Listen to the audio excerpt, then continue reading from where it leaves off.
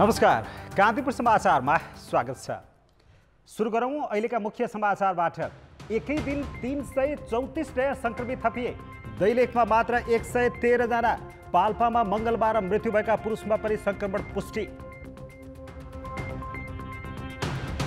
जनजीवन सहज बनाउन लकडाउनको स्वरूपबारे मन्त्री परिषदमा छलफल। उच्च दरमा संक्रमण बढेपछि स्वास्थ्य आपतकाल घोषणा गर्ने तयारी।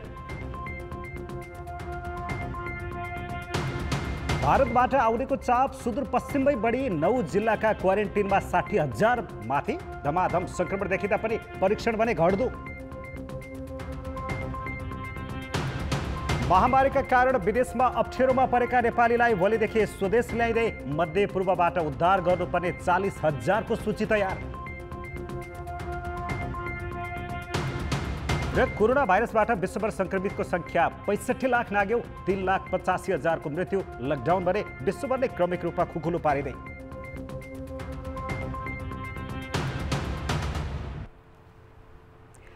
नेपालमा आज एकै दिन कोरोना भाइरसका संक्रमितको संख्या 334 थपिएका छन्। यस्तै संक्रमित मध्ये मृत्यु हुनेको संख्या 10 पुगेको छ।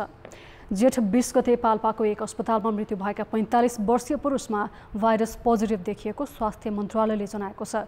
भारतबाट 5 दिन पहिले फर्किएर क्वारेन्टिनमा बस्दै आएका ती पुरुषलाई श्वास फेर्न गाह्रो भएपछि अस्पताल भर्ना गरिएको थियो। पाल्पाको पूर्व खोला गाउँपालिका सिलुवाका 45 वर्ष उमेरका पुरुष जो भारतबाट 5 दिन अगाडि आउनुभएको जानकारी हामीलाई प्राप्त भएको छ। उहाँ क्वारेन्टिनमा रहनुभएको थियो, स्थानीय क्वारेन्टिनमा। उहाँलाई स्वास्थ्यमा गडबडी, श्वास प्रश्वास सम्बन्धी समस्या आएपछि पाल्पाको मिसन अस्पतालमा भर्ना हुनुभएको थियो 3 दिन अगाडि र उहाँको मृत्यु 20 गते भएको हो हामीलाई प्राप्त जानकारी अनुसार। र उहाँको स्वाब सङ्कलन गरिएको थियो र उहाँको स्वाबको परीक्षण पोजिटिभ आएको छ। यो सँगै मृत्यु भएका व्यक्तिहरू जो पोजिटिभ कोभिड-19 को पोजिटिभ सङ्क्रमण थियो सङ्ख्या 10 पुगेको छ। मन्त्रालयका अनुसार भाइरस पोजिटिभ देखिनेको संख्या 2634 पुगेको छ। आज संक्रमण पुष्टि भएका 334 जना मध्ये 113 जना दैलेखका हुन्।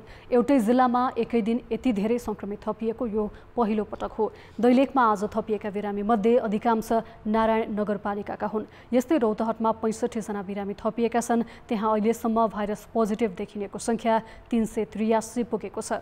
मन्त्रालयका अनुसार बाँकेमा 42, कपिलवस्तुमा 29, दाङमा 15, सप्तरीमा 13, बारामा 12 र बागलुङमा 10 जना नयाँ संक्रमित थपिएका छन्। भाइरसका बिरामी देखिएका जिल्ला 65 पुगेका छन्। धनुषामा 6, झापामा 5, पर्वतमा 4, खोटाङ, सर्लाही, महोत्तरी र डोटीमा 3-3, सुनसरीमा 2 तथा मुगु, सिन्धुली, पर्सा र मोरङमा 1-1 जनामा भाइरस देखिएको छ। मुगुमा पहिलो पटक संक्रमण देखिएको हो। संक्रमणको आशंकामा देशभर 1,61,262 जना क्वारेन्टिनमा छन्। PCR विधिबाट आज 3,867 नमुना परीक्षण गरिएको छ। संक्रमित मध्ये निको भएर घर फर्किएको संख्या 290 पुगेको छ। सुदूरपश्चिममा भारतबाट मानिस आउने क्रम नरोकिएपछि उनीहरूको व्यवस्थापन चुनौतीपूर्ण बन्दै गएको छ। प्रदेशमा रहेका क्वारेन्टिनमा 60,000 भन्दा बढी मानिस पुगिसक्दा पनि परीक्षणको दायरा नबढाइदा व्यवस्थापनमा समस्या देखिएको हो। क्वारेन्टिनमा रहेकाहरूमा धम्माधम संक्रमण देखिँदा पनि स्वास्थ्य परीक्षणको दायरा पनि बढ्न सकेको छैन। जेठ 2 गते यता मात्रै भारतबाट सुदूरपश्चिमका नाकाबाट झण्डै 1 लाख मानिस नेपाल आएका छन्। तीमध्ये 55,000 भन्दा बढी क्वारेन्टिनमा छन्। क्वारेन्टिनमा भएका मध्ये थोरैको मात्रै परीक्षण भए पनि धमाधम भाइरसको संक्रमण देखिन थालेको छ। अब भने क्वारेन्टिन व्यवस्थापन कसरी गर्ने भन्ने चुनौती थपिएको छ। तर सरोकारवाला निकायसँगै यसको व्यवस्थापनका लागि ठोस योजना छैन। किटहरू उपलब्ध भइदियो भने र दोस्रो कुरा अब यो ल्याबको लागि पनि जनशक्तिको चाहिँ अलिकति हामीलाई चाहिँ अभाव चाहिँ भएको छ। यसलाई चाहिँ फुल्ली रन चाहिँ गर्न सकिया अवस्था चाहिँ छैन। माइक्रोबायोलोजिस्टहरूको अभावले गर्दाखेरि एउटा 2टा शिफ्ट मात्रै चलाउन सकिएको छ। 2टा शिफ्ट अरू चलाउन सकियो भने यसलाई हुन्छ। र हिजो अस्ति चाहिँ अलिकति चाहिँ हाम्रो यो परीक्षणको संख्या घट्नुमा एउटा कारण विद्युत पनि हो। विद्युत चाहिँ यो फ्याट्ट फुट्ट गइराख्ने विद्युत चाहिँ अनियमित हुँदाखेरि पनि यसले चाहिँ हामीलाई चाहिँ समस्या पारे हो। एकातिर क्वारेन्टिनमा क्वारेन्टिनमा बसेकामा धमाधम भाइरसको संक्रमण देखिन थालेको छ भने अर्कातिर भारतबाट मानिस आउने क्रम पनि रोकिएको छैन। सुदूरपश्चिमका विभिन्न नाकाबाट दिनहुँ 4 देखि 6000 नेपाली आइरहेका छन्। भारतमा कोरोना भाइरसबाट जोगिएर जेनतेन सीमासम्म आइपुगेका नेपालीले नेपाल आउँदा पनि शास्ति भोग्नु परेको गुनासो गरेका छन्। नेपाली जुन खान नपाएर लाउन नपाएर हामी इन्डिया गएका थियौँ। इन्डियाबाट खान नपाएर लाउन नपाएर हामी त्यसै भोगै डाङ्नागै यहाँ हामी बाउन्डरीमा आइपुग्यौँ। र यो सरकारको कमजोरी के हो? यो हामीले यहाँबाट भाडा 1600 2000 तिरेर हामीले खानै नपाएर हामी त्यसै बसेका छौँ। यहाँ हाम्रो सुरक्षाको लागि पनि केही छैन। हामी कसरी आम्ना जिल्लामा जाने? हामीले कसरी भाडा हामी केही छैन। भोगै डाङ्नागै आएका छौँ हामी इन्डियाबाट। लास्टै दुःख भएर आएको 2 महिनासम्म लकडाउनमा पढेर आएको सेडले तनखा पनि दिएन। अब यहाँ हामी खाली आछौँ। अहिले 1600 भाडा माग्छ। यो सरकारले के हो? नेपाली जनताले इन्डियामा आफ्नो जनतालाई पुरा बिहार हर जग्गा फ्रीमा सेवा गरे। हाम्रो सरकार लुट्ने हो? किन लुटिरहेको यसरी? भारतबाट आएर 14 दिन क्वारेन्टिनमा बसेकाको तत्काल परीक्षण नगर्ने हो र थप आउनेलाई नाकामै स्वास्थ्य परीक्षणको व्यवस्था नगर्ने हो भने स्थिति नियन्त्रण बाहिर जान सक्नेतर्फ चिकित्सकले सचेत गराएका छन्। तसर्थ क्वारेन्टिन व्यवस्थापनसँगै स्वास्थ्य परीक्षणको दायरा बढाउनुका साथै होम क्वारेन्टिनको मोडेल समेत अपनाउनु पर्ने आवश्यकता देखिएको छ। कान्तिपुर समाचारका लागि क्यामेरामा सुदीप थापाका साथमा टेकरा जोशी, धनगढी, कैलाली। दर्शकवृन्द, सुदूरपश्चिममा फेरि 5 जना संक्रमितहरू थपिएका छन्। यो सँगै आज संक्रमितको सङ्ख्या 339 पुगेको छ। अब देशभर संक्रमितको सङ्ख्या 2639 भएको छ। कोरोना भाइरसको महामारी नियन्त्रण बाहिर जाने सङ्केत देखिएपछि स्वास्थ्य तथा जनसङ्ख्या मन्त्रालयले जनस्वास्थ्य आपतकाल घोषणा गरेर अघि बढ्ने निर्णय गरेको छ। मन्त्रालयले संक्रमितको सङ्ख्या 2000 नागेको तर अस्पतालमा शय्या अभाव, क्वारेन्टिन स्थलको व्यवस्थापनमा जटिलता र अत्यावश्यक सामग्री खरिदमा समस्या देखिएको भन्दै आपतकाल घोषणाको प्रस्ताव मन्त्री परिषदमा लैजाने निर्णय गरेको हो। संक्रमितको सङ्ख्या दिनानुदिन बढिरहेको अवस्था, मृत्युको खबर पनि नचाहँदा नचाहँदै बढिरहेको अवस्थामा हामीले एउटा हेल्थ सेक्टरको इमर्जेन्सी रेस्पोन्स प्लान बनाएका थियौँ, जो यो कोरोना पेन्डेमिकसँग सम्बन्धित थियो। त्यसमा करिब 2000 भन्दा बढी एक्टिभ संक्रमितहरू भएको अवस्थामा पब्लिक हेल्थ इमर्जेन्सी घोषणा गर्न सकिने भनेर त्यहाँ राखिएको थियो। त्यही अनुरूप हामीले छलफल पनि चलाइरहेका पनि छौँ र यसको लागि मन्त्री परिषदबाट यो एप्रुभ हुनको लागि प्रस्ताव लैजाने भनेर निर्णय गरेका छौँ। प्रस्ताव स्वीकृति भइसकेको छैन, प्रस्ताव जाँदैछ। कोरोना भाइरसको बढ्दो संक्रमणका कारण विदेशमा अप्ठ्यारोमा रहेका नेपालीलाई शुक्रबारदेखि स्वदेश ल्याउन लागि छ। मध्यपूर्वी एसियाबाट मात्र झन्डै 40,000 को उद्धार गर्नुपर्ने सोचेमा छन् भने अरू मुलुकबाट पनि प्राथमिकताका आधारमा नेपाल ल्याइने सरकारी अधिकारीहरूले बताएका छन्। रोजगारी र अध्ययनका लागि युएईमा रहेका नेपालीलाई शुक्रबारदेखि ल्याइँदैछ। पहिलो चरणमा म्यानमारबाट 26 जना स्वदेश फर्कदैछन् भने युएईबाट पनि एयर अरेबियाको विमानबाट नेपाल ल्याउनका लागि अनुमति माग भएको छ। म्यानमारबाट फर्किनेलाई कीर्तिपुर स्थित ल्याबोरेटरी स्कुल पछाडि रहेको होल्डिङ सेन्टरमा लगिनेछ। त्यसपछि चरणबद्ध रूपमा नेपालीलाई स्वदेश ल्याउने र होटल तथा होल्डिङ सेन्टरमा लगेर क्वारेन्टिनसम्म पुर्याइनेछ। यसको सुरक्षा व्यवस्था नेपाली सेनाको उपत्यकाको प्रेतनाले हेर्ने र काठमाडौँ बाहिर जानेहरूको विषयमा प्रदेश सरकारले समन्वय गर्दैछ। सीसीएमसीबाट विदेशबाट ल्याउने कुरा अन्तिम चरणमा पुगेको छ। भोलिबाट नेपाली नागरिकलाई विदेशबाट ल्याउने प्रक्रिया सुरु हुन्छ। अब भोलि युएईबाट फ्लाइट सुरु हुँदैछ हैन। प्रतिदिन हामी 10वटाका दरले फ्लाइटहरूबाट मगाउँदैछौँ।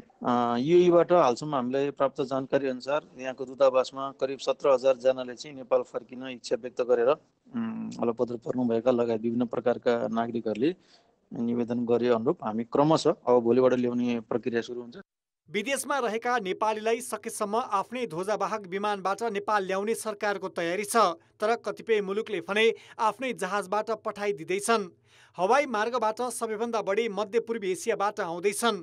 प्रारम्भिक सूची अनुसार युएईबाट 18,000, कतारबाट 8400, साउदी अरेबियाबाट 6500, मलेसियाबाट 6200, ओमानबाट 700 र बहराइनबाट 300 को तत्काल उद्धार गर्नुपर्नेछ। श्रम तथा अध्ययनका लागि विदेश गएका नेपालीले भोगिरहेका समस्याका आधारमा प्राथमिकता तोकिएको छ। यसबारे संसद र विभिन्न सरकारवालाका तर्फबाट पनि सरकारलाई ताकेता भइरहेका छन्। कस्तो कस्तो समस्याहरूमा चाहिँ उहाँहरू पर्नु भएको छ, ती समस्याहरूलाई हेरिकन चाहिँ वर्गीकरण गरेर चाहिँ उहाँहरूलाई नेपाल ल्याउनु पर्छ भन्ने किसिमको हामीले निर्देशन दिएका छौँ। र त्यसमा कतिपय नेपालीहरू यस्तो छ कि उहाँहरूको चाहिँ कामको अवधि सकिसकेको, भिसा सकिसकेको अवस्था रहेको र कम्पनीले कामबाट निकालिसकेको अवस्था रहेको, यस्तो किसिमको नेपालीहरूको चाहिँ एउटा जुन क्याटेगोरी छुट्याउन सक्यो भने, त्यसै गरी कतिपय नेपालीहरू बेखर्ची भएर समस्यामा परिरहनु भएको छ।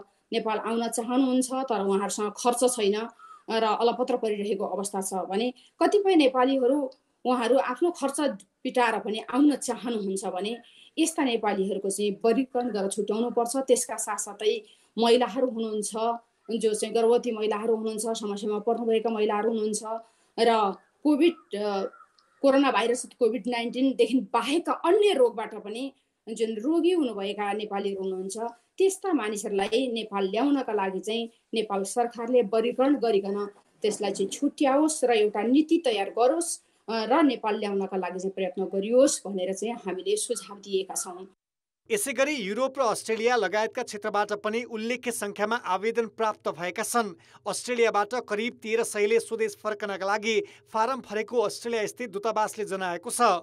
तेस्रो मुलुकबाट फर्कन चाहने सबैलाई एकैपल्ट फर्काउन र विमान तथा क्वारेन्टिन व्यवस्थापन गर्न नसक्ने भएकाले सरकारले प्राथमिकता तोकेर बढी समस्याग्रस्तलाई पहिलो चरणमा ल्याउन लागेको हो। कान्तिपुर समाचारका लागि नवराज पाण्डे, काठमाडौँ। प्रत्येक वर्ष झन्डै 5.25 लाख जनशक्ति श्रम बजारमा प्रवेश गर्छ, तर अहिलेको महामारी र लकडाउनको प्रभावले बेरोजगार सङ्ख्या झन् थपिँदैछ। त्यसमाथि विदेशबाट फर्कनेको लर्कोले पनि बेरोजगारी दर अझै बढाउनेछ। यसले अर्थतन्त्र र सामाजिक व्यवस्थामा निप्ट्याउन सक्ने चुनौती त छँदैछ, तर व्यवस्थापन गर्न सक्ने हो भने आत्मनिर्भरताको अवसर पनि उत्तिकै छ। कोरोना महामारीका कारण दैनिक हजारौं नेपाली भारतबाट फर्किरहेका छन्। रोजगारका लागि गएका मध्ये भारत बाहेकका मुलुकबाट 6 लाख भन्दा बढी फर्किन चाहेको सरकारकै अध्ययनले देखाएको छ। समग्रमा 10 देखि 15 लाख मानिस वैदेशिक रोजगारी छोडेर फर्किए भने अहिलेको बेरोजगारी दर 11.5 बाट बढेर 20% नाग्ने आकलन छ। अहिले 67% रोजगारी कृषिले धानेको देखिन्छ। अहिले पनि ठूलो संख्यामा श्रम शक्तिले रोजगारीका लागि भौतारिनु परेको छ। 2 महिना लामो लकडाउनले थलिएको अर्थतन्त्र उकास्न हम्मे हुने अवस्थामा अब थप हुने 10 देखि 12% बेरोजगारलाई कहाँ व्यवस्थापन गर्ने भन्ने चुनौती सरकार सामु छ। यो अवस्थाको सामना गर्न नसकिए समाज अस्थिरतातर्फ धकेलिन पनि सक्ने विश्लेषकहरूको ठम्याइ छ। राज्यले यो बेरोजगारीको समस्यालाई व्यवस्थित गर्न सकेन, मानिसहरूको रोजीरोटीलाई उनीहरूको आफ्नै कमाईबाट परिपूर्ति गर्ने, आवश्यकता परिपूर्ति गर्ने प्रणाली व्यवस्था गर्न सकेन भने कालान्तरमा राज्य प्रणाली, सरकार र यो व्यवस्थाप्रति नै वितृष्णा पैदा हुने र राज्य विप्लवको अवस्था पनि आउन सक्छ। वैदेशिक रोजगारीबाट ठूलो जनसङ्ख्या स्वदेश फर्कदा त्यसले पारिवारिक मात्र नभई रेमिट्यान्समा निर्भर अर्थतन्त्रमा ठूलै धक्का पुर्याउनेछ। तिनलाई स्वरोजगार बनाउनेदेखि नयाँ रोजगारी सिर्जना गर्न सकिएन भने उदासीनता, मानसिक समस्या र सामाजिक अपराधले पनि सताउन थाल्नेछ। त्यस अवस्थामा शान्ति, सुरक्षा र सामाजिक सद्भावमा नै प्रभाव पार्न सक्नेतर्फ अहिले नै सचेत हुनुपर्ने समाजशास्त्रीको सुझाव छ। माटो सुहाउँदो र त्यहाँको सोसल साइकोलोजिकल सामाजिक मनोविज्ञान अनुसार चाहिँ हामीले तिनीलाई फेरि तिनीहरूको बौद्धिकतालाई प्रयोग गर्न सक्यो भने दीर्घकालीन रूपमा चाहिँ अब नेपालमा भएका बेरोजगारीहरू सेल्फ इन्डिपेन्डेन्स हुने समय आएको छ। त्यसो त व्यवस्थापकीय कौशल देखाउन सके यो सङ्कटलाई अवसरका रूपमा पनि उपयोग गर्न नसकिने होइन। अहिले छिमेकी मुलुकबाट आएका धेरै श्रमिक आफ्नो देश फर्किसकेका छन्। भारतीयले मात्रै नेपालबाट वार्षिक 3 खर्ब रेमिट्यान्स लैजान्छन्। त्यो ठाउँ नेपालीले लिन सके बेरोजगारी व्यवस्थापन सहज हुनेछ र विदेशबाट फर्कनेको ज्ञान सिपको सदुपयोग गर्न सकिनेछ। यो वर्ष प्रधानमन्त्री स्वरोजगार कार्यक्रमबाट भत्ता पाएका सहित 1 लाख जनाले रोजगारी पाएको सरकारी भनाइ छ। अर्को वर्ष त्यो संख्या 2 लाख पुर्याउँदै कुल 7.5 लाखलाई रोजगारी दिने भनिएको छ। तर त्यसको प्रभावकारी कार्ययोजना सरकारसँग छैन। त्यसैले भत्ता बाँड्ने नीति छाडेर प्रधानमन्त्री स्वरोजगार, युवा स्वरोजगार र गरिबी निवारण लगायतका कार्यक्रमलाई एकीकृत गर्दै उत्पादनमूलक क्षेत्रमा श्रम शक्ति परिचालनको दीर्घकालीन रणनीति अख्तियार गर्नुपर्छ। कान्तिपुर समाचारका लागि सृजना बास्तोला, काठमाडौँ। बिरामीको उपचारमा संलग्न स्वास्थ्य कर्मीमा एकपछि अर्को गरी कोरोना भाइरसको संक्रमण देखिन थालेको छ। स्वास्थ्य कर्मीमा भाइरस पोजिटिभ देखिएका अस्पतालले निर्मलीकरण लगायत सावधानी अपनाउने भन्दा सेवा नै बन्द गर्न थालेका छन्। यसले बिरामीले उपचारै नपाउने अवस्था आएको छ। काठमाडौँ मेडिकल कलेजले आफ्ना 3 जना स्वास्थ्य कर्मीमा कोरोना भाइरस संक्रमण देखेपछि उपचार सेवा नै बन्द गरेको छ। जेठ 20 गते त्यहाँ स्वास्थ्य कर्मीका साथै 2 जना बिरामीमा पनि संक्रमण पुष्टि भएको थियो। कलेजले ती 5 जनासँग सम्पर्क भएकाहरूको पहिचान गरी 234 जनाको नमुना सङ्कलन गरेको छ। भाइरस देखेका बिरामी 1 साता पहिले आएका थिए। अस्पतालका स्वास्थ्य कर्मीमा कसरी संक्रमण भयो? कलेजलाई अहिले यो प्रश्नले सताएको छ। दुईटै बिरामीको चाहिँ कसैलाई देखेर गरेको होइन, अपरेसन गर्नु पर्यो भएर गरेको। अपरेसन गर्नुपर्छ, यस्तो बेलामा अपरेसन गर्ने बिरामीलाई चाहिँ हामीले स्क्रिनिङ भन्छ। किनभने फेरि त्यो केही गरी पोजिटिभ पेसेन्टलाई गरियो भने त फेरि अप्ठ्यारो हुन्छ। त्यसैले अपरेसन नगरी नहुनेलाई गरेको, इमर्जेन्सी अपरेसन गरेको र चाहिँ त्यसलाई स्क्रिनिङ भन्छ हामीले। त्यसको जसरी HIV एड्सको टेस्ट गर्छौँ, हेमोग्लोबिन गर्छौँ, कि त बिरामीबाटै सरेको हुनु पर्यो होइन, बिरामीलाई पोजिटिभ भएपछि बिरामीबाट हामीलाई सर्यो भन्ने हुन्छ होइन। दोस्रो कुरा चाहिँ के भने स्वास्थ्य कर्मीहरू 24 घण्टा त फेरि धेरै ठुलो परिवार भएको हुन्छ। उहाँहरू पनि त त्यही अस्पतालमै त बसिराख्नुहुन्न नि त, यही कम्युनिटीमा जानुहुन्छ नि त, यही कम्युनिटीमा जानुहुन्छ, घरमा जानुहुन्छ, बजार जानुहुन्छ, सबै ठाउँमा त जानुहुन्छ नि त। अब कसलाई कहाँबाट सर्यो भन्ने कुरा त त्यो ट्रेसिङ गरेर पछि थाहा हुने कुरा हो। त्यो चाहिँ स्वास्थ्य कर्मीमा संक्रमण देखिएको यो पहिलो पटक होइन। यसअघि धनकुटा र कपिलवस्तु जिल्ला अस्पताल तथा नारायणी र सशस्त्र प्रहरी बल अस्पतालका स्वास्थ्य कर्मीमा पनि देखिएको थियो। यस्तै किस मेडिकल कलेज र त्रिवी शिक्षण अस्पतालमा उपचार गराइरहेका बिरामीमा पनि संक्रमण पुष्टि भएको थियो। अरू नै उपचारका लागि पुगेका बिरामी र स्वास्थ्य कर्मीमा संक्रमण देखिएपछि अधिकांश अस्पतालले सेवा नै बन्द गर्दै आएका छन्, जबकि अस्पताल कुनै पनि अवस्थामा बन्द गर्न हुँदैन। संक्रमण रोक्नका लागि निर्मलीकरण लगायत सावधानी अपनाउनु अस्पतालहरूको जिम्मेवारीमै पर्छ। बिरामी र स्वास्थ्य कर्मीमा संक्रमण देखेकै आधारमा सेवा नै बन्द गर्नुलाई मेडिकल काउन्सिलले गलत भन्दै आइन्दा त्यसो नगर्न भनेको छ। एउटा बिरामी पोजिटिभ देखियो अनि अस्पताल बन्द भयो अनि अस्पताल सिल भयो भन्ने होइन कि केस वाइज भनौँ न, घटनाक्रम अनुसार यसलाई व्याख्या गर्ने र निर्मलीकरण गर्ने हो। यसको वैज्ञानिक आधार यति नै हो। तर कसको अस्पताल कसरी बन्द हुन्छ अथवा कुन कुन सेवा प्रभावित हो भन्ने कुरा चाहिँ त्यही अस्पतालको प्रमुखले भन्ने कुरा भयो। यदि सुचारू भइरहेको सेवा बन्द भएको सूचना हामीलाई प्राप्त भयो र त्यसमा गुनासो भयो भने हामी अस्पतालहरूलाई के कसो भएको हो भनेर हामी सोध्छौँ। यस्तो सोध्ने कुरा मेडिकल कलेजहरूलाई, सेन्टरहरूलाई हामी सोधि नै रहेछौँ। यो एउटा नियमित प्रक्रिया हो। मेडिकल काउन्सिलले अस्पतालहरूको मनोमानी समयमै नियन्त्रण नगरे महामारीमा यो समस्या झनै बढ्नेछ। त्यसैले सेवा बन्द गर्ने प्रवृत्ति रोक्न काउन्सिलले आफ्नो उपस्थिति बढाउनु पर्छ। कान्तिपुर समाचारका लागि क्यामेरामा विनोद कोजुका साथ नारायण किलम्बु, काठमाडौँ। समाचारमा पुनः स्वागत छ। चैत 11 गतेदेखि जारी लकडाउनको स्वरूप परिवर्तन र जनस्वास्थ्य आपतकाल लगाउने विषयमा मन्त्री परिषदको बैठक अनिर्णित बनेको छ। प्रधानमन्त्री निवास बालुवाटारमा आज बसेको मन्त्री परिषद बैठकमा महामारी नियन्त्रण गर्नुका साथै जनजीवन सहज बनाउने उपायबारे छलफल भएको थियो। लकडाउनको स्वरूपबारे छलफल भएको थियो, तर यसबारे मन्त्री परिषद निर्णयमा पुग्न सकेन। लकडाउनको स्वरूपबारे अझै गृह कार्य गर्न कार्यदललाई जिम्मेवारी दिएको एकजना मन्त्रीले जानकारी दिएका छन्। लकडाउनका कारण अर्थतन्त्र शिथिल भएपछि विज्ञहरूले समेत स्वरूप परिवर्तन गर्न सरकारलाई सुझाव दिइरहेका छन्।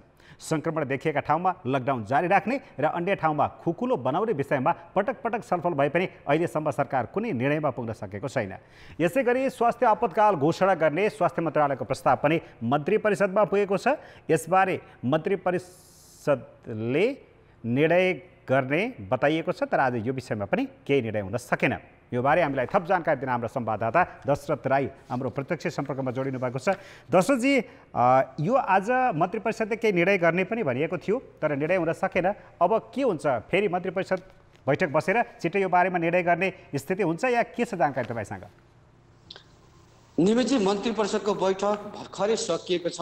बालुवाटारमा आज 4 बजे अपराह्न 4 बजेदेखि बसेको बैठक झन्डै 3 घण्टा चलेर भर्खरै सकिएको चाहिँ मैले जानकारी प्राप्त भएको छु। केही समय अगाडि मात्रै मैले केही मन्त्रीहरूसँग 2-3 जना मन्त्रीसँग यो लकडाउनको परिवर्तन लगायत स्वास्थ्य मन्त्रालयले गरेको स्वास्थ्य सङ्कटकाल चाहिँ को विषयमा चाहिँ मन्त्री परिषदको बैठकमा के भयो भनेर उहाँहरूलाई सोधेको थिएँ। उहाँहरूले प्रष्ट रूपमा जवाफ नदिए पनि स्वास्थ्य मन्त्री भानुभक्त ढकालले चाहिँ यो स्वास्थ्य क्षेत्रमा आपतकालीन व्यवस्था जाने कि भन्ने विषयमा चाहिँ मन्त्रालयभित्र आन्तरिक छलफलहरू भइरहेको र त्यो विषयमा चाहिँ मोडालिटीहरू चाहिँ तयार भइरहेको, तर अझै पनि निष्कर्षमा पुगि नसकेको हुनाले चाहिँ यो विषयमा चाहिँ मन्त्री परिषदमा अहिले नै प्रस्ताव चाहिँ गइ नसकेको उहाँले मलाई भर्खरै जानकारी दिनुभएको थियो भने उहाँले निकट भविष्यमै अब यो स्वास्थ्य क्षेत्रमा देखिएको अहिलेको यो कोरोना भाइरसले देखिएको यो सङ्क्रमणको लाई चाहिँ अब कसरी रोक्न सकिन्छ, कसरी यसलाई चाहिँ व्यवस्थित गर्न सकिन्छ भनेर यो स्वास्थ्य क्षेत्रमा चाहिँ सङ्कटकाल या भनौँ आपतकालीन व्यवस्था गरेर अगाडि बढ्न सकिन्छ कि भनेर चाहिँ छलफल मन्त्रालयले तयारी गरिरहेको प्रस्ताव चाहिँ तयारी गरिरहेको 2000 भन्दा माथि गएपछि चाहिँ स्वास्थ्य सङ्कट लगाएर चाहिँ अगाडि बढ्न सकिन्छ कि भन्ने विषय चाहिँ अगाडिदेखि नै तयारी भइरहेको, तर यसमा अहिले नै चाहिँ हामी कसरी अगाडि बढ्ने भन्ने विषय चाहिँ तयारी नभइसकेको निष्कर्षमा हामी पुगिन सकेको छौँ। उहाँले मलाई भर्खरै मात्रै जानकारी दिनुभएको थियो भने अर्को विषय भनेको चाहिँ जस्तै चैत 11 देखि अहिलेसम्म झन्डै 2.5 महिनाको यो लकडाउनको अवधिमा चाहिँ आर्थिक रूपमा हरेक क्षेत्र चाहिँ तहस नहस भइरहेको अवस्थामा चाहिँ आजको मन्त्री परिषदको बैठकले चाहिँ लकडाउनको स्वरूपलाई परिवर्तन गरेर जाने कि भन्ने विषयमा पनि केही निर्णय गर्छ कि भन्ने आकलनहरू अड्कलबाजीहरू गरिएको थियो, तर त्यो विषयमा चाहिँ मन्त्री परिषद बैठकमा चाहिँ छलफल भए पनि अहिले नै कुनै निर्णय नभइसकेको स्वास्थ्य मन्त्री ढकालले चाहिँ मलाई जानकारी दिनुभयो।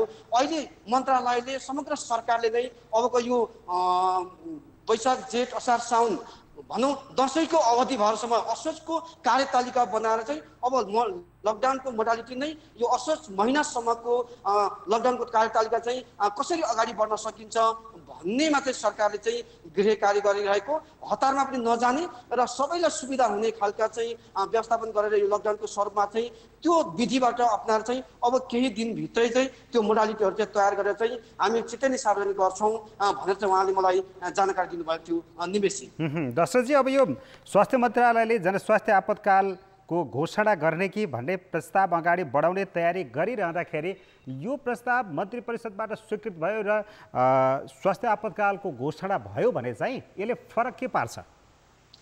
यो स्वास्थ्य आपतकालीन घोषणा चाहिँ सरकारले चाहिँ घोषणा चाहिँ पारित गर्यो भने चाहिँ स्वास्थ्य क्षेत्रमा भएका सम्पूर्ण जनशक्तिहरूलाई चाहिँ सरकारले चलाउन सक्ने व्यवस्था हुन्छ। त्यो अवस्था चाहिँ लागू भयो भने जस्तै निजी अस्पतालहरूलाई चाहिँ सरकारको माथामा लिएर जनशक्तिहरू जस्तै निजी अस्पतालमा भएका चिकित्सक, नर्स, एम्बुलेन्सहरू लगायत सम्पूर्ण स्रोत साधन चाहिँ सरकारको हातमा लिएर चाहिँ तीलाई चाहिँ मोबिलाइज गर्न सकिन्छ र त्यसले चाहिँ यो सङ्क्रमणको जुन दिन पछि 100 को हाराहारीमा चाहिँ 100, 200, 300 को हाराहारीमा चाहिँ यो सङ्क्रमित हुनेहरूको सङ्ख्या चाहिँ बढिरहेको र क्वारेन्टाइनको व्यवस्थाहरू पनि अपुग भइरहेको अवस्थामा चाहिँ यी सारा विषयलाई चाहिँ यो आपतकालीन स्वास्थ्य आपतकालीन लगाएपछिको अवस्थामा चाहिँ सम्पूर्ण शक्तिहरू चाहिँ एकीकृत रूपमा चाहिँ अहिले जसरी पनि अझै अहिले जुन मात्रामा निजी क्षेत्रले उपचार गर्न मानि नरहेको अवस्था छ, स्वास्थ्य कर्मीहरू चाहिँ चिकित्सकहरू चाहिँ स्वास्थ्य उपचारमा चाहिँ खट्न नमानिरहेको अवस्था छ, एम्बुलेन्सहरू चाहिँ उपचारमा चाहिँ सङ्क्रमित व्यक्तिहरूलाई चाहिँ लान ल्याउनलाई चाहिँ कन्डिसनै गरिएको अवस्था छ। यी सम्पूर्ण व्यवस्था चाहिँ सरकारको मातहतमा आउँछ। यसले गर्दाखेरि चाहिँ व्यवस्थापनमा चाहिँ अलिक बलियो व्यवस्थित हुन्छ कि भन्ने आकलनको सहित चाहिँ सरकारले चाहिँ यो व्यवस्था ल्याउन लागेको चाहिँ देखिन्छ निवेशी। हस्, धन्यवाद दशरथ राई। केही बेर अगाडि मात्रै मन्त्री परिषदको बैठक सम्पन्न भएको छ। आजको बैठकले लकडाउनको मोडालिटी परिवर्तन गर्ने विषयमा केही छलफल गर्छ कि भन्ने जुन आम अपेक्षा थियो, यो विषयमा अझै पनि सरकार अनिर्णित भएको छ र स्वास्थ्य सङ्कटकाल लगाउने स्थितिका बारेमा पनि अनौपचारिक रूपमा छलफल अगाडि बढेको छ। तर यो विषयमा पनि कुनै पनि निर्णय गर्न सरकारले अझै पनि सकिरहेको छैन र अनिर्णितकै अवस्थामा छ। थप छलफलको क्रम अगाडि बढिरहेको छ भनेर जानकारी दिँदै लागौँ बाँकी प्रसङ्गतर्फ। 2.5 महिना लामो लकडाउनले प्रभावित नभएको कुनै क्षेत्र छैन। उद्योगी व्यवसायदेखि श्रमिकसम्म सबै समस्यामा परेका छन्। सहरी क्षेत्रमा कामविहीन भएका अधिकांश श्रमिक गाउँ त फर्किएका छन्, तर कतिपयलाई गाउँमा कसरी गुजारा चलाउने भन्ने पिरालो हुन थालेको छ। यतिखेर हामी बर्दियाको बडैयाताल गाउँपालिकामा छौँ। लकडाउन सुरु भएपछि खान बस्न मुस्किल परेकाले यो गाउँका केही व्यक्ति काठमाडौँबाट जे पर्छ भनेर गाउँ आएका रहेछन्। कसरी जाने केही थाहा थिएन, तर उनीहरू गाउँ आइपुगे। गाउँ आएपछि उनीहरूको दैनिकी कसरी बितिरहेको छ त? माघमा विवाह गरेका बर्दिया बडैयातालका 25 वर्षीय खुसीराम चौधरी रोजगारीका लागि चैत 1 गते काठमाडौँ आनिए। तर उनी काठमाडौँ पुगेको 11 दिनमै लकडाउन सुरु भयो।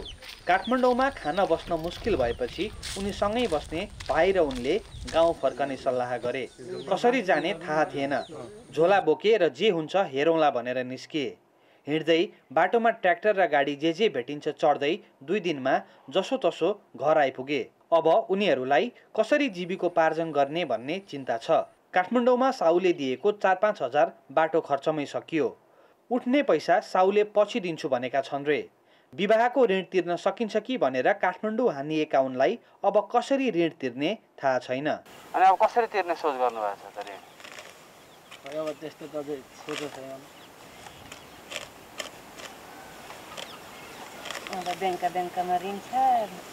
ऋणले 1 महिनाको लागि मात्रै ब्याज 9,000 छु भनेको छ। अनि किस्त आइसक्न लाग्यो। सबै छोराछोरी बुढा सबै घरै, अनि कहाँ पाएर तिर्ने भन्ने सोच भएछ।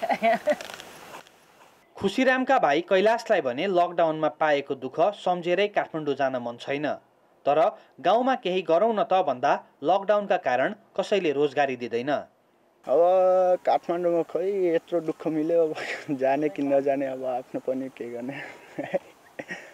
दुःख अब सोचेर त दुःख नै लाग्छ। अब के खेतमा काम गर्दै गरेका ठाकुराम चौधरी लकडाउन भएपछि 2 दिन लगाएर गोर्खाबाट गाउँ फर्किए।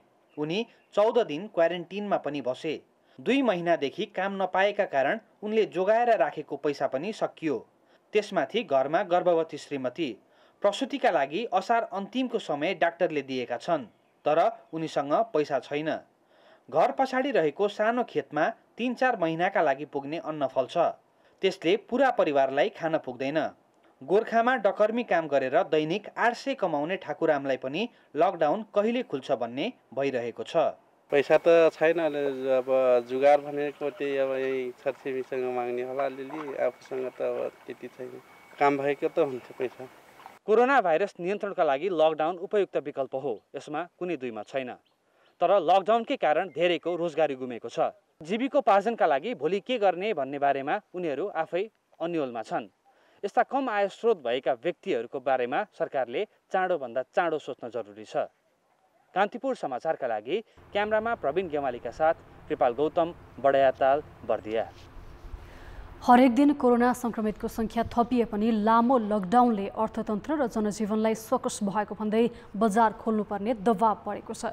कतिपय सहरी क्षेत्रमा स्थानीय प्रशासनसँगको समन्वयमा व्यवसायीले दैनिकी सहज बनाउने प्रयत्न थालेका छन्। तर केन्द्रको निर्णय नहुँदा जिल्ला प्रशासन कार्यालयलाई दोहोरो अप्ठ्यारो परेको छ। सरकारले लकडाउनको समय बढाए पनि व्यवसायीले बजार खुलाउन दबाब दिन थालेका छन्। लामो समयदेखि व्यवसाय बन्द हुँदा कर र भाडा तिर्ने समस्या परेको भन्दै स्थानीय प्रशासनसँगको समन्वयमा व्यवसायीले बजार खोल्न थालेका हुन्। पश्चिम नेपालको व्यापारी केन्द्र नेपालगञ्ज बजार 72 दिनपछि खुलेको छ।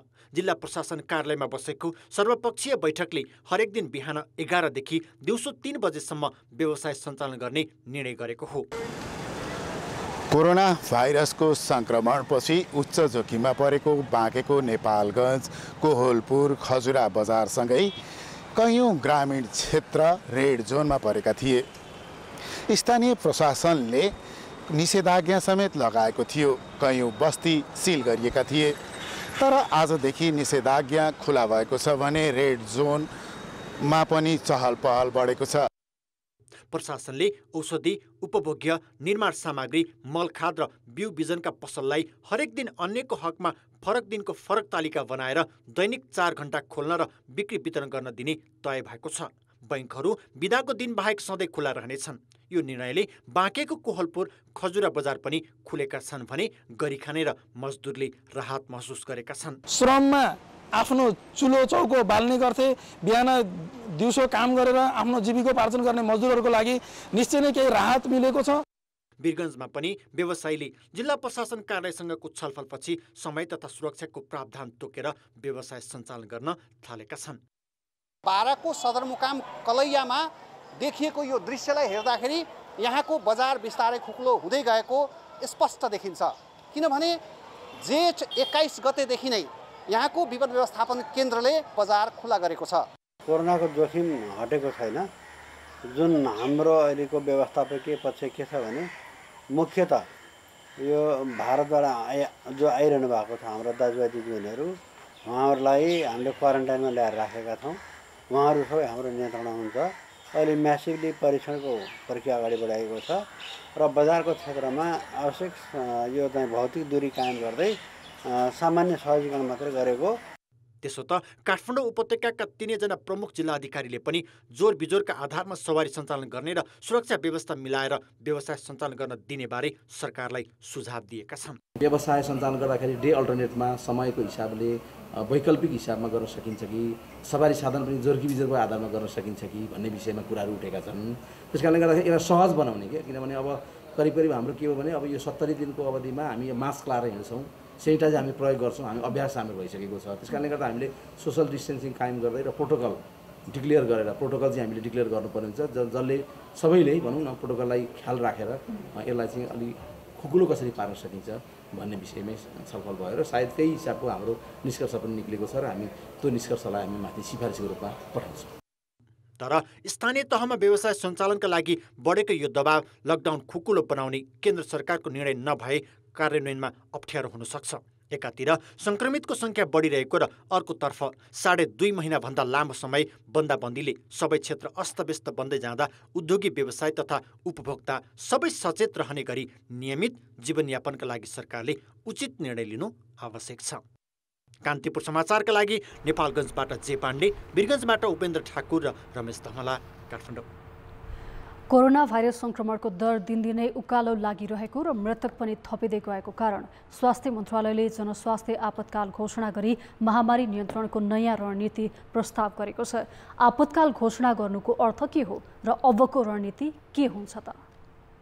जनस्वास्थ्य सेवा ऐन 2075मा स्थानीय तहले प्रचलित कानुन बमोजिम जनस्वास्थ्य विपदको अवस्था घोषणा गर्न सक्ने भनिएको छ। तर 1 भन्दा बढी स्थानीय तहमा विपद परे प्रदेशले र 1 भन्दा बढी प्रदेशमा फैलिए सङ्घीय सरकारले जनस्वास्थ्य विपद घोषणा गर्न सक्छ। त्यही ऐनलाई टेकेर स्वास्थ्य मन्त्रालयले कोरोना महामारीसँग जुझ्ने योजना बनाएको छ र संक्रमित संख्या 2000 माथि भए जनस्वास्थ्य विपद घोषणा गर्ने कार्ययोजनामै उल्लेख छ। मुलुकका सबैजसो भागमा महामारी पुगेको र अधिकांश जिल्लामा तीव्र रूपमा फैलिएको कारण स्वास्थ्य मन्त्रालयले आपतकाल घोषणाको प्रक्रिया बुधबार नै अघि बढाएको थियो। यसको अर्थ अब सरकारले अपनाएको महामारी नियन्त्रणको चालु रणनीतिले काम गर्न सक्दैन र नयाँ रणनीति अख्तियार गर्छ। किनभने सङ्क्रमितको चाप उच्च दरमा बढेकाले अब सबै सङ्क्रमितलाई अस्पतालमा राख्न सकिँदैन। लक्षण देखिनेलाई मात्र अस्पताल राखेर बाँकी सङ्क्रमितलाई घर वा अन्यत्रै व्यवस्थापन गर्नुपर्नेछ। यस्तै स्वास्थ्य सामग्री खरिदमा नियमित प्रक्रिया पुर्याउनु पर्दैन भने निजी स्वास्थ्य पूर्वाधार र जनशक्ति पनि सरकारले भनेअनुसार परिचालन गर्न सकिन्छ। हामीले पोजिटिभ पुष्टि भएका केसहरू सबैलाई अस्पताल लगेका छौँ, त्यो कुरामा अब परिवर्तन हुँदै जान्छ। अर्को कुरो, हामीले चाहिँ अब विश्व स्वास्थ्य सङ्गठनले गरेको विभिन्न इमर्जेन्सीहरू डिक्लेयर गर्दै जाँदा जे कुराहरू अवधारणा अपनाउँदै गएको छ तिनै कुराहरूलाई आधार मान्दै हामी अगाडि बढ्छौँ। अर्को, हामीलाई त्यसलाई चाहिने सरसामग्रीहरू के गर्ने भन्ने कुरा सरसामग्रीका कुराहरूमा पनि हामीले त्यसमा थप परिवर्तन गर्दै जानुपर्छ। त्यसलाई त्यही अनुसार तयारी गर्दै जानुपर्ने हुन्छ। यसका धेरै पाटाहरू हुन्छन् जुन हामीले चाहिँ त्यो अवस्था घोषणा हुँदाखेरि हामीले सँगै गर्नुपर्ने गर्नलाई त्यो प्रस्तावमा सँगै आउँछ। महामारी फैलिने क्रम अझै तीव्र बन्ने र जटिल अवस्थाका बिरामी र मृत्युका घटना पनि बढ्दै जाने मन्त्रालयको आकलन छ। कुल सङ्क्रमित मध्ये 15% अस्पताल भर्ना गर्नुपर्ने र 5%लाई आइसियुमै राख्नुपर्ने अवस्था आउने अड्कल गरिएको छ। तर चिकित्सक सङ्घले भने सङ्क्रमित बढेकै आधारमा आपतकाल घोषणा गर्न खोज्नुलाई हतारको निर्णय भनेको छ। अलिक हेल्थ इमर्जेन्सी लागू गर्ने भनेको जब हाम्रो हेल्थ सिस्टमले ठेक्नै नसक्ने गरिकन बिरामीको सङ्ख्या बढेको खण्डमा सरकारको संयन्त्रहरूले मात्रै नभ्याउने भइसकेपछि प्राइभेटलाई पनि इन्भल्भ गराउनु पर्यो। त्यस पछाडि आएर मेडिकल कलेजलाई इन्भल्भ गराउनु पर्यो। त्यसै गरिकन प्राइभेटमा अरू मेडिकल कलेजमा काम गर्ने विभिन्न सानसानो हस्पिटलमा काम गर्ने डाक्टरहरूदेखि लिएर स्वास्थ्य कर्मीहरूलाई पनि के भन्छ प्रयोगमा लिएर आउनुपर्ने सिचुएसन भइसकेपछि हेल्थ इमर्जेन्सी लागू गर्ने हो। तर आजको दिनमा सङ्क्रमितको सङ्ख्या 2000 नागे तापनि आइसियुमा भर्ना भएका बिरामी हामीले त्यो अनुसारको अनुपातमा भएको छैन। 15% बिरामीहरू एकदमै अति सिम्टोमेटिक भएर हस्पिटलाइज भएका अवस्था होइन, जति पनि भर्ना भएका बिरामी असिम्टोमेटिक बिरामीहरू भएको कारणले गर्दा अहिलेको अवस्थामा राज्यले सबै संयन्त्रहरूलाई प्रयोग गर्नको लागि हेल्थ इमर्जेन्सी लागू गरिहाल्नुपर्ने अवस्था होइन। बाहिरबाट आउने नेपालीको चाप, सुस्त परीक्षण र अस्तव्यस्त क्वारेन्टिन अनि लकडाउनका कारण निसासिँदो जनजीवनले आगामी दिन अझै कठिन हुने सङ्केत गर्छन्। त्यसैले लकडाउन घोषणा गरेर त्यस अवधिमा गर्नुपर्ने काम पर्याप्त नभए जस्तै आपतकाल घोषणा पनि सरकारी संयन्त्रको असक्षमता ढाकछोप गर्ने उपाय नबनोस्। कान्तिपुर समाचारका लागि दीपक आचार्य, काठमाडौँ। सरकारले तरकारी, फलफुल लगायत वस्तुको ढुवानी तथा बिक्री वितरणमा अवरोध पुर्याउनेलाई कारवाही गर्ने चेतावनी दिएको छ। गृह मन्त्रालयले आज प्रेस विज्ञप्ति जारी गर्दै यस्ता काममा अवरोध पुर्याउनेलाई कानुन बमोजिम कारवाही गर्ने चेतावनी दिएको हो। तरकारी तथा फलफुललाई अत्यावश्यक वस्तुको सूचीमा राखिएकाले उत्पादन, ढुवानी र बिक्री वितरणमा कसैले पनि अवरोध सृजना गर्न नपाउने मन्त्रालयले जनाएको छ। कानुन विपरीत अवरोध सृजना गरेको पाइए सजायको भागीदार हुनुपर्ने मन्त्रालयको चेतावनी छ। आइतबार कोरोना सङ्क्रमित कपिलवस्तुको बुद्ध भूमिबाट बिक्रीका लागि लगिएको हरियो तरकारी अर्घखाँसीमा प्रहरीकै टोलीले डम्पिङ साइटमा फ्याँकेको थियो। यस्तै अन्यत्र पनि तरकारी ढुवानीमा बेला बेला अवरोध हुँदै आएको छ।